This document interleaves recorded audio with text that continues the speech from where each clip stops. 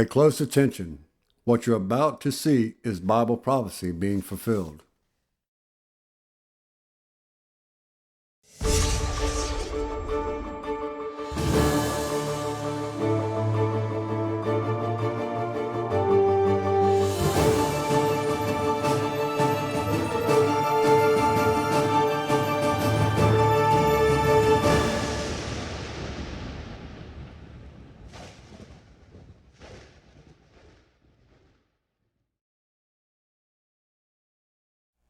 Welcome to another edition of YPN News, bringing you news as it relates to Bible prophecy and foretold by Yeshua Hawkins. We're going to talk a little bit today about a crisis with pork, in fact, over in China where it started. There's apparently a new swine flu that is extremely deadly, killing pigs as fast as 10 days.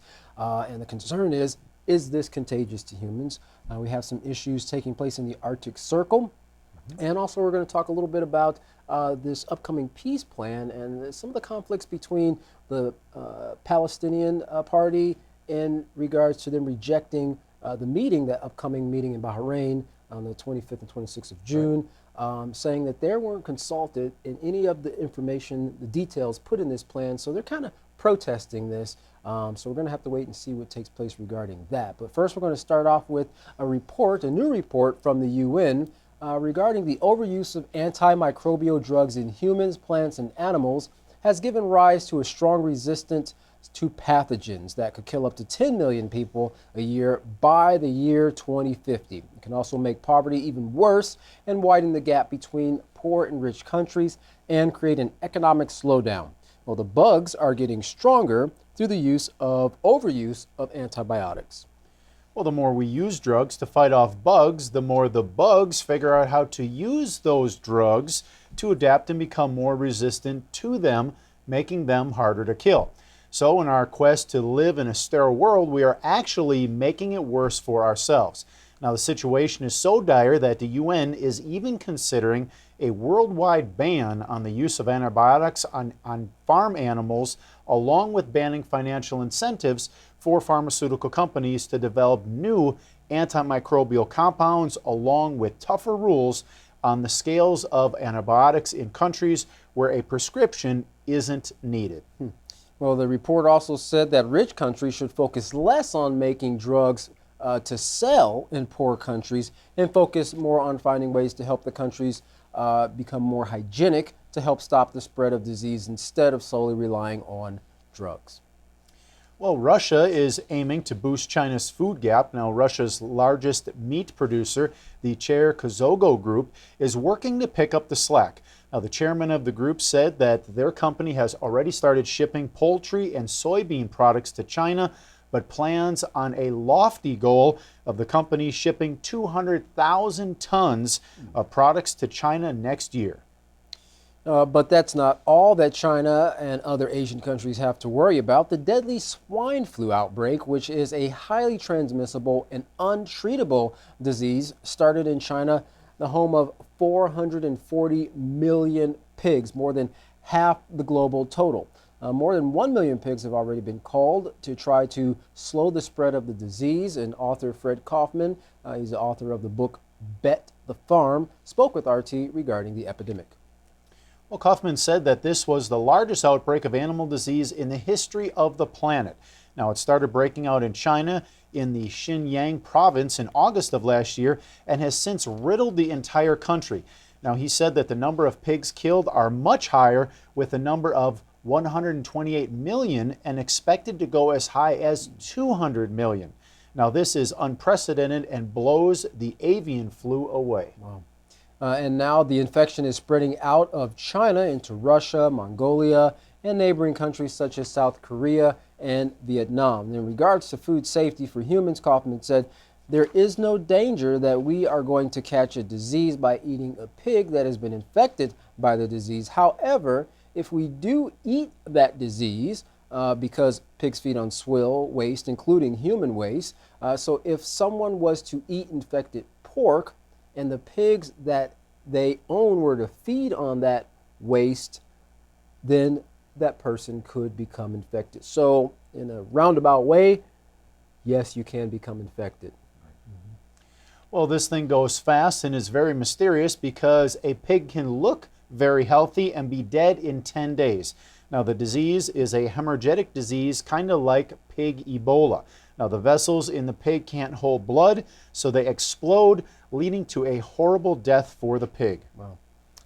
As far as a possible solution of prevention, when Kaufman was asked, he said the problem is that there is no vaccine for this virus or cure for this virus, and that's why we're looking at about 200 million pigs about to be killed, and with each pig bringing about 200 pounds of meat to market, that's about 40 billion pounds of meat that's just going to have to be thrown away. So what really needs to be done is to start over and make new regulations. We have to keep these places biosecure, he said. They're clean. They have to be biosecure or clean, or there has to be a new level of oversight.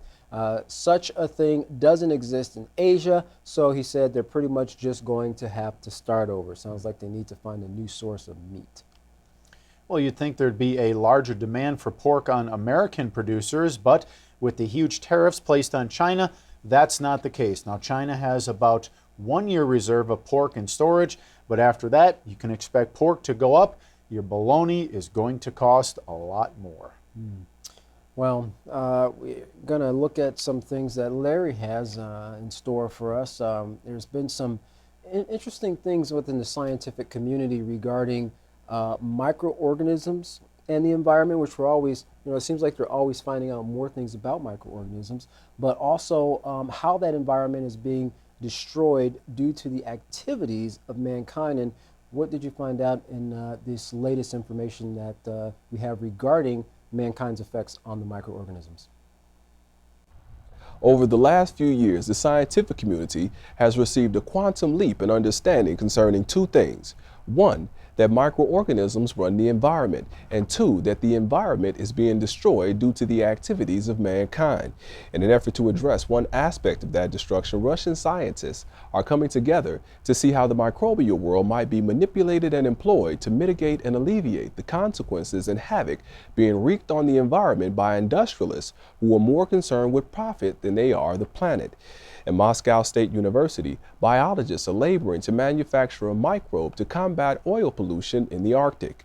The biologists, who are actually being employed by one of Russia's top oil companies, say that techniques to address oil pollution by the use of microorganisms is actually been around for years. As evidence of that, it's already possible to address oil pollution in moderate temperatures. The challenge that scientists have faced, however, is discovering a way to resolve pollution at negative temperatures in icy water. With regard to that issue, they have now become hopeful after identifying a microbe that eats, multiplies, and lives in hydrocarbon and does all of these things at -4 degrees Celsius. The Russian scientific community is excited about its discovery because they believe they might be able to harness the microbe's energy and power to return Arctic waters back to their original state, that is, the conditions that they held prior to the emergence of the messy oil industry. The scientists involved in the project are already making progress in producing a concoction of microbes made into a dehydrated powder, which they say will mimic the same activity as would be seen in a petrol-polluted area where the oil-hungry microbes originally exist. But with their tinkering, the cleaning process of the microbes has been accelerated by dozens, if not hundreds of times. There are hundreds upon thousands of Catholic priests which recently filed 71-page complaint is seeking to obtain information concerning. These same priests are suspected of sexual abuse, and attorney Jeff Anderson says that up until now the information has been kept secret. Mr. Anderson attributes the decision to do so to the Vatican and its popes, both past and present, and a lawsuit now being filed against the wayward group is calling for all knowledge that the Vatican might have regarding sex abuse to be turned over to secular authorities. Though it received a great deal of publicity, the Pope's recent proclamation only called for abuses to be reported to church authorities. The plaintiffs behind the suit are 5 victims of Catholic abuse, 3 of which are actually brothers, who say they just want the Vatican to do what's right and bring everything to the light so the children can be safe going to the place where they want to learn more about their faith. YPN News, I'm Larry McGee. Katan Jeff, back to you. Katan, all these recent sexual abuse cases have really brought to light this wicked, evil practice that the Catholic Church and the Pope have the popes have covered up throughout the years and really since the beginning of the church. But now, because of these reports, and you can see there that the public is wanting, they don't want this covered up anymore. They want these priests charged, prosecuted, and this situation corrected. That's right. Well, we know the Trump administration views Iran as public enemy number one, but what does that have to do with the Strait of Hormuz? Well, and what is the vital role that the straits play in today's global economy? Well, this next video helps us to understand. Take a look. This is the Strait of Hormuz. It's one of the most important and strategic waterways in the world. I'm going to show you why, but first... Never, ever, ever in my life have I seen any transaction so incompetently negotiated as our deal with Iran. And I mean never. After the US backed out of an international nuclear agreement with Iran last year, relations between the two nations have been increasingly tense. They're a nation of terror, and we won't put up with it. مکرر گفتم من اعتمادی ندارم به اینا اعتماد نکنید. President Trump tightened sanctions last November and in April this year told countries that they too could face sanctions if they continued to buy oil from Iran. If they continued to buy oil from Iran. If they continued to buy oil from Iran. The US moved this aircraft carrier into the region, the Abraham Lincoln. And what we are seeing now is an intensification of military activity in the area. And much of this is taking place around the Strait of Hormuz. And why is it so important? Let me explain. The strait links the Middle East's crude oil producers to key markets in Asia, Europe, North America, and beyond. On one side, we have the Arab states, including a number of key US allies in the region. And on the other side, Iran. At its narrowest point, it separates Oman and Iran by just 21 miles. It has two shipping lanes, each just 2 miles wide. It may be narrow, but the Strait of Hormuz is deep enough and wide enough to handle the world's largest crude oil tankers. In total, a fifth of the world's oil exports are squeezed through this tiny corridor. That's almost 19 million barrels of oil every day. Compared to 16 million barrels shipped through the Strait of Malacca, or 5.5 million through the nearby Suez Canal each day, making Hormuz the most important oil choke point in the world. The strait is also the main route for Iranian oil exports, and this is a big deal for Iran's economy. Oil makes up around 2/3 of Iranian exports. That was $66 billion in 2017. Iran, understandably, isn't happy about a ban on its oil sales, but it holds a trump card. بداند اگر روزی بخواهد جلو نفت ایران را بگیرد نفتی از خلیج فارس صادر نخواهد شد. They say they can block all oil leaving via Hormuz. But more importantly, shutting the strait could be considered an act of war by the international community, something both the US and Iran say they want to avoid. We do not seek escalation, but we have always defended ourselves. President, are we going to war with Iran? But a simple mistake or miscalculation could have major and unpredictable consequences, and many are raising the question, could these tensions escalate to a point of no return? Well, you can see the tremendous amount, 19 million barrels every day passing through that strait, the Strait of Hormuz there. You can see how it would affect the global economy if that was ever shut down. Yeah, and countries are afraid of that, particularly the United States. So it's kind of in their best interest, it would seem like, to find a solution with Iran to make sure that that does not take place. Well, a month has passed since the conflict escalated in northwestern Syria's Idlib province. Fears of a humanitarian disaster have escalated as well, especially among the heads of different aid groups who are asking for world leaders to make an end to the violence. Mohanan Othman, the CEO of Sham Humanitarian, told TRT World he believed protection for the people living in Idlib was needed first and foremost. Now, he explained why, saying, "Attacks are taking place on a regular basis. Today we have received an update to where a lot took place, and there was a lot of targeting on health facilities and health personnel. Now, this has not been noticed before, and hopefully we will try to put pressure on the parties to the conflict to stop," he said. Well, images of rockets falling onto buildings in Idlib have become all too common, and the aftermath that first responders and aid groups operate in is pure devastation. They are begging for the UN Security Council to take action at once. Well, also in the Middle East, tensions with Turkey could break a much-needed relationship. As we've reported in the past, Turkey has been working on a deal with Russia to purchase its S-400 missile defense system. Now, the U.S. is threatening sanctions if Turkey goes through with the deal, but some feel this would not only hurt Turkey, but the U.S. as well. Now, defense analyst Murad Aslan explains the United States needs Turkey, especially in the Middle East. If the Iran issue is taken into consideration, and I expect compromise because the United States in the Middle East is dependent on Turkish territory. Turkish support in terms of, he said, soft power, referring to kind of a persuasive approach to international relations, typically involving economic or cultural influence instead of bombs and missiles.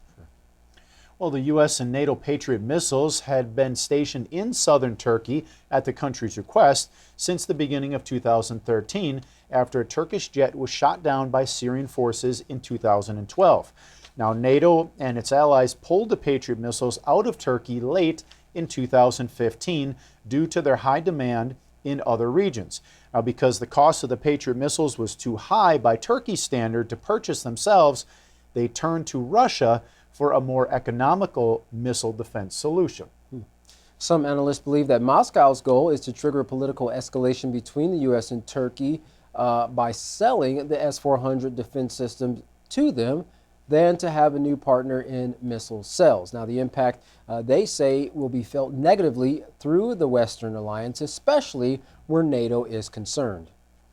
And if that wasn't enough upsetting to the U.S., Turkey has announced its plan to join Russia in producing its new S-500 missile systems.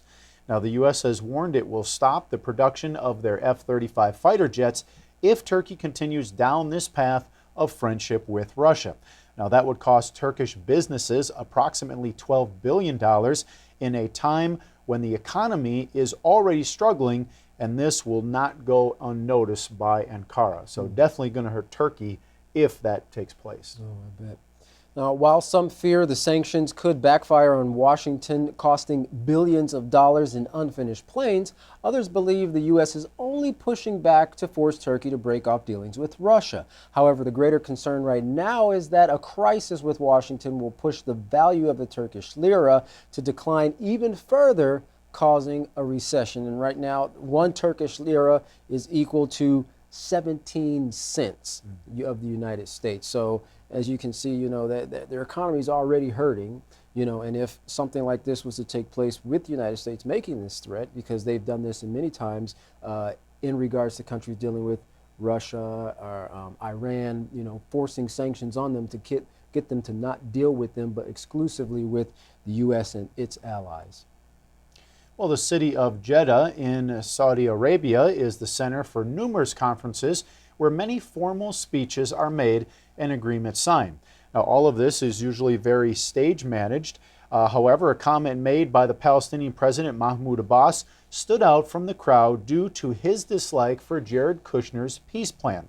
Now, it's easy to see why President Abbas would not be satisfied at this point with the so-called deal of a century, because neither he nor any Palestinian official has been consulted to get their input. So, as you mentioned in the beginning, this whole time throughout the peace plan, and working this out between the Israelis and the Palestinians. They have yet to sit down and discuss with the Palestinians, what they would like. Yeah, it's kind of hard to create a deal if both parties aren't in agreement with the plans or the terms beforehand. Right.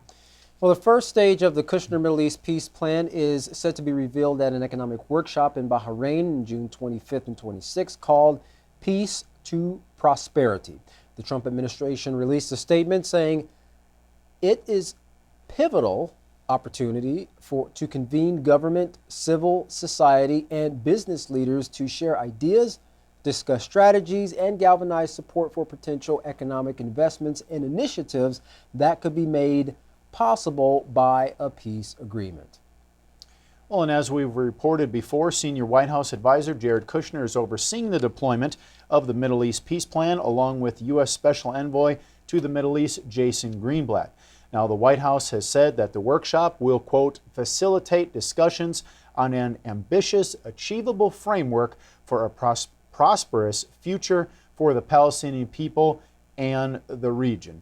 But of course, we know that President Abbas feels differently about their end of the agreement. So there's going to have to be a little bit more details works out, at least that's the way it would seem, before you can get both sides to agree that, hey, we're going to go ahead and get this plan up and running. But interestingly, Katan, all our stories here that we talk about, Syria, Iran, Turkey, Israel, all in that fourth part of the earth, in and around the Great River Euphrates, just as Yisrael Hawkins of the House of Yahweh has been saying for years now, that that's where the action would be in this time period. So for those of you who have yet to contact the House of Yahweh, you should do so at this time. We're about to give you the information, but don't forget your free copy of the Prophetic Word magazine and monthly newsletter to keep up to date on these current events that are taking place in the world and how they fit directly, tie directly in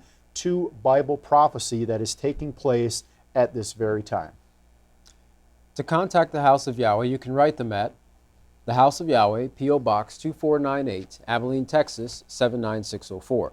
You can call them at 1-800-613-9494. You can visit them on any of their websites by going to yahweh.com, yisraelhawkins.com, and yahwehsbranch.com. You can also visit our website by going to ypnnews.com. You can email the House of Yahweh at info@yahweh.com. And for all calls outside the United States, please dial the number on your screen. And as we've mentioned before, don't forget the best resource to studying your Holy Scriptures, online, free, and available to you 24 hours a day, 7 days a week, the Yisrael Says and Ask Yisrael programs, and you can find them by going to yisraelsays.com and askyisrael.com. Well, don't go anywhere. Up next is another message from Yisrael Hawkins. From all of us here at YPN News, I'm Jeffrey Heimerman. And I'm Katan Alexander. Thanks for watching.